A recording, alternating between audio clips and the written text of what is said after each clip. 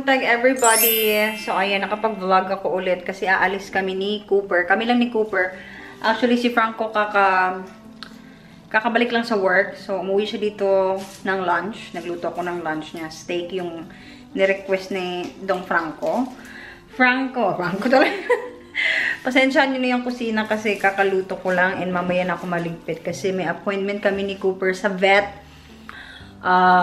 Nagtatae kasi yung batang yan, no? Hi, Coop!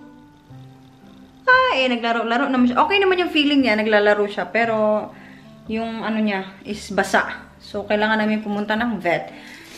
Hi, Diyos ko. Buti na lang talaga ay kinuhunan ko to ng insurance si Cooper. Kaya okay lang na pumunta kami ng vet. Kasi, di ba, yung first na aso ko na ganyan na golden retriever sa Pinas. Wala naman kasing insurance ato sa Pilipinas. I'm not sure. But every time na pumupunta ako ng vet sa Pinas dati, nung pinakauna kong golden retriever, talagang nagbabayad ako ng mga 5,000 to 10,000 pesos. So, since kinuha ko si Cooper, it's advisable talaga na pag nag-aalaga ka ng pet dito sa ibang bansa or sa UK, kailangan may insurance.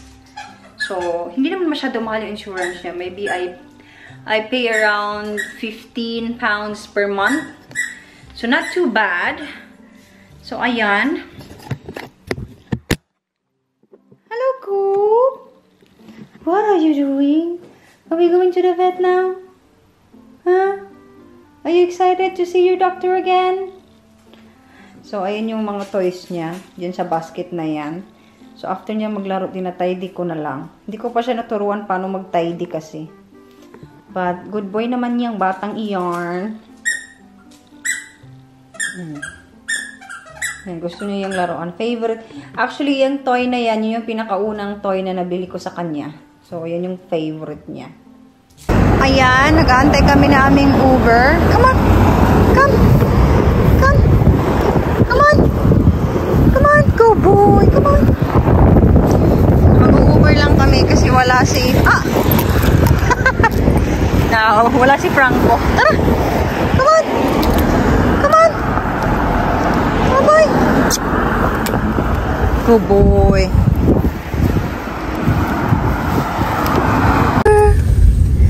Cooper! No, stay. Stay. Ayan, behave lang siya dyan.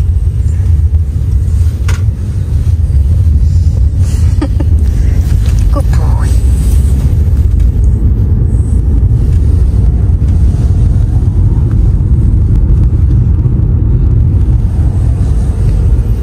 Dito na kami sa vet. Forest House Veterinary Hospital. Come on. Let's go. Let's go. Let's go. Let's go. Good boy.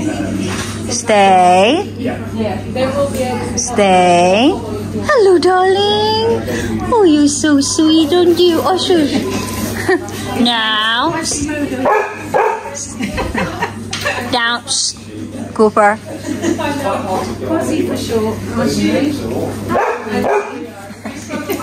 Yes, down. Good boy. Stay. Stay. Stay. Good boy. Waiting pa din kami dito. Waiting for our turn. Yan yung batang iyon. Behave na siya. Nawala na yung kalaro niya. So, nag-Uber lang kami. Nagbayad ako ng 11 pounds. Even though it's 3 minutes drive lang. But kasi may asong dala kaya mas mahal. Tawag dito Uber Pets. I'm not sure kung andun na yun sa Manila. Sit down, boy. So, ayan. Nung pinakauna namin punta dito, ayun yung pumasok. Ngayon, amoy natatandaan niya na yung lugar. Ayan. Cooper. Hello, boy. Go. Go! Ayan yung loob ng vet/hospital.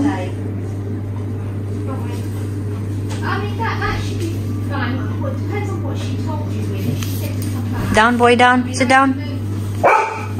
Now. Sit.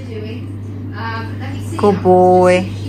Nandito nandito na kami. Kailangan ko nang magligpit dito sa kusina. And may binigay yung doktor ni Cooper ng, check ko nga kung anong pangalan nun.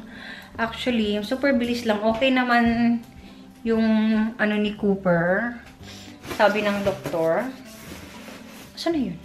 Okay, dito pala. Hi, boy! So, ito yung binigay ng kanyang doktor. So, kailangan nyo i-take to ng twice a day. So, probiotic siya para matigas na yung ano niya. Yung stool niya daw ay titigas na. So, ayan.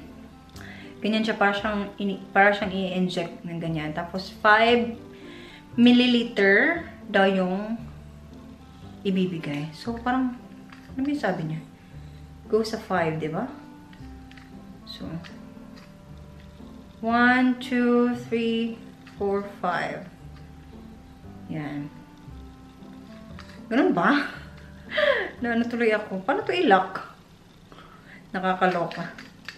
So, basically, ilalock mo siya ng ganyan. Actually, basta 5 daw eh. So, ayan. Buti na lang talaga yung doktor niya is meron din golden retriever. Kaya alam na alam niya na mga ganitong aso ay minsan sensitive. So, okay naman. Everything is good. Si Cooper nagpapahinga ng aking baby boy. Nagpapahinga na si darling. Nagpapahinga na ang darling ni mommy. Nagpapahinga na. Si Cooper. Are you okay now? Are you okay now, Bobby?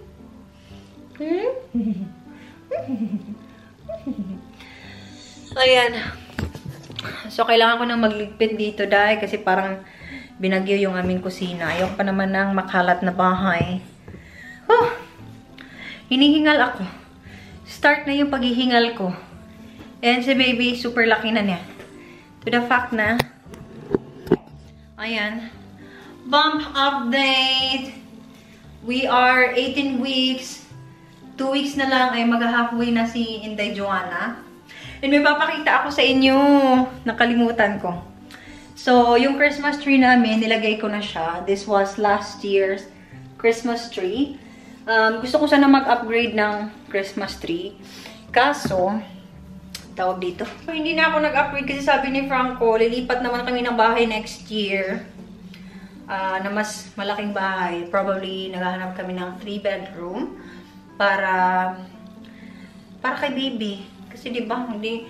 Pero pag manganganak ako, dito muna kami for maybe 6 months, ganyan.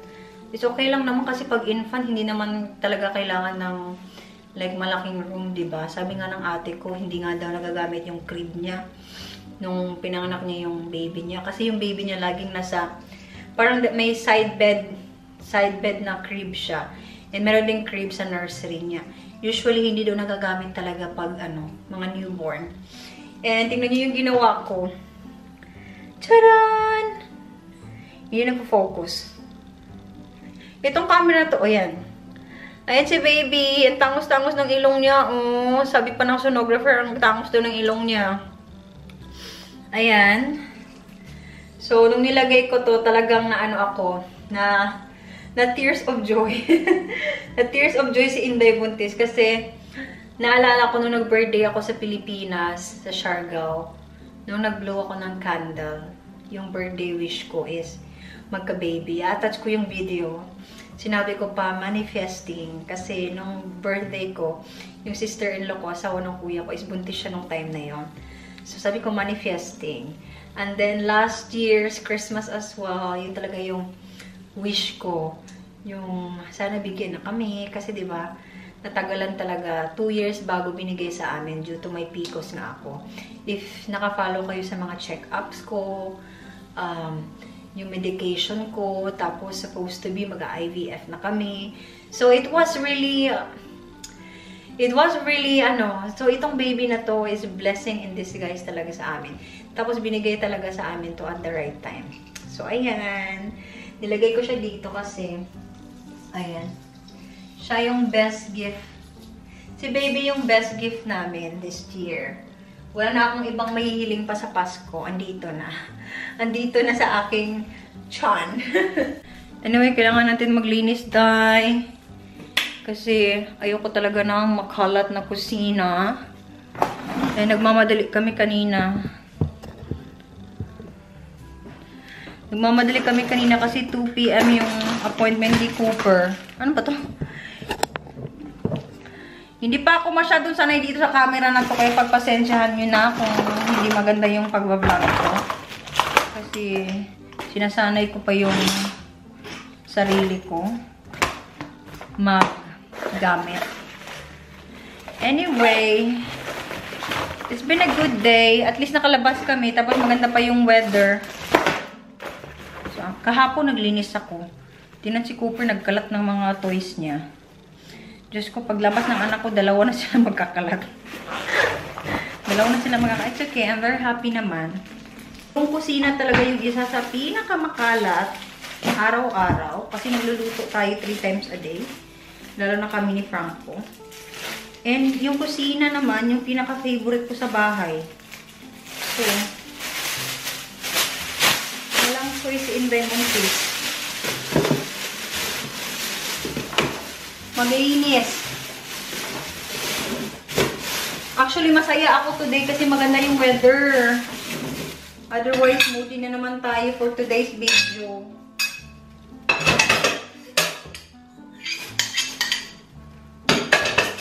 Kumain pala ako ng suman. Hindi ko siya naubos. May konti pang natira. Bigayan na yung Mama Chris nung pumunta kami doon. And hindi kami nakapag-vlog. Hindi kami nakapag-vlog nung birthday ni Zach. Kasi, ewan ko, alam niyo naman ako, tamad ako minsan mag-vlog. Minsan ayoko ng camera. Kahit vlogger ako, guys, hindi ako, minsan may mga times na ayoko ng camera. Like, you know.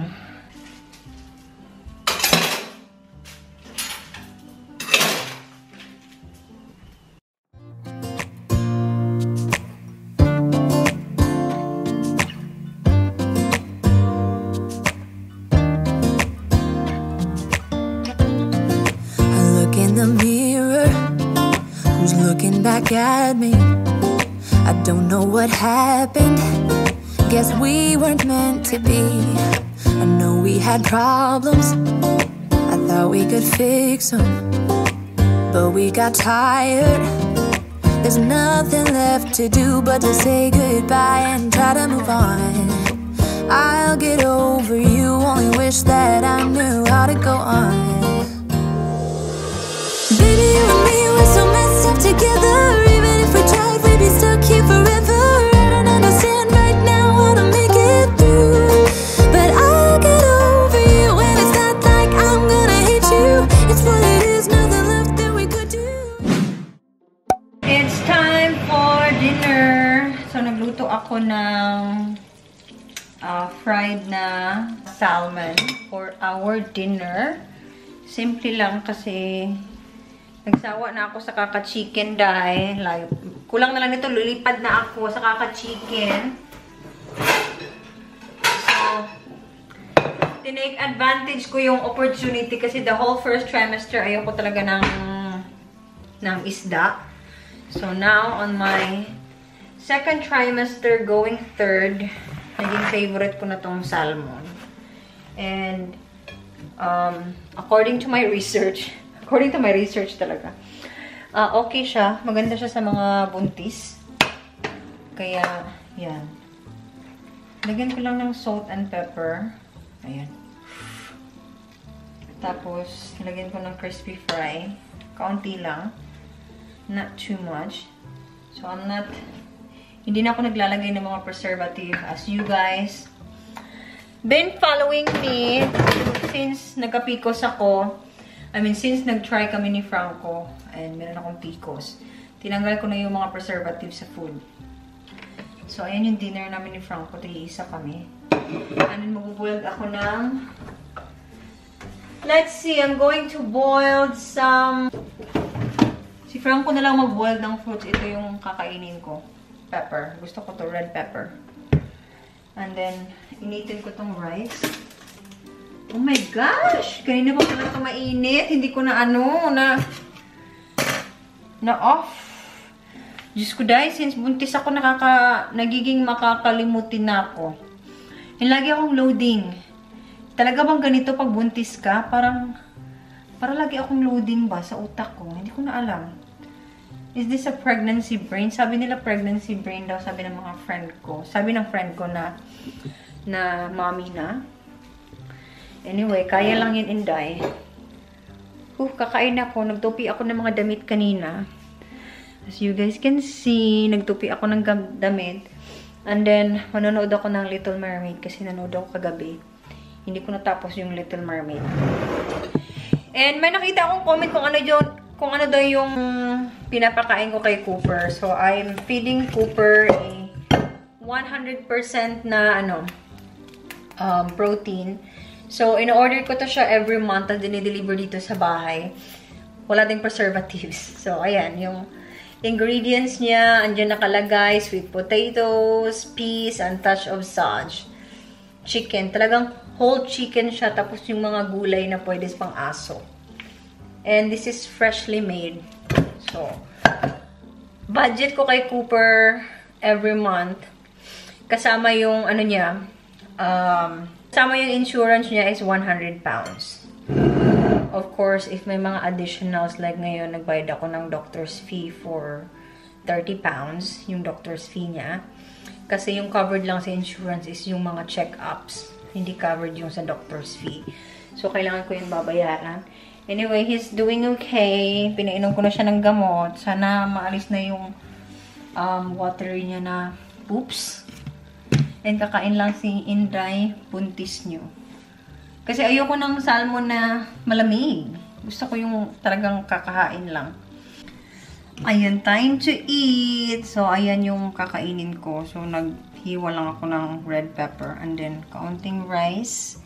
Kasi nag-rice na ako kanina. Ayoko na masyadong rice kasi sabi nila, wag daw palakihin si baby sa loob ng tiyan para hindi daw ako mahirapan mga anak. So, yun yung mga advice sa akin, lalo na yung ate ko na, of course, mother na. So, I'll try. So, every morning, pwede na ako hindi magulay kasi every morning talaga nag-juice kami. Like, yung 100% juice na ginagawa namin as usual. Yung healthy juice. So, kaninang morning ay gumawa si Franco ng celery, cucumber, and green apple juice. So, yan na yung gulay ko for a day. And then, magkakamay si Inday Joanna.